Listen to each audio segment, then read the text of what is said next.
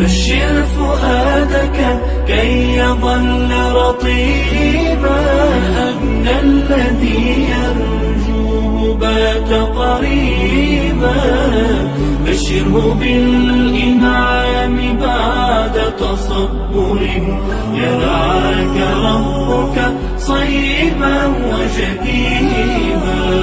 فالله أكرم أن يخيب راجيا، ولئن دعا يلقى الإله مجيبا.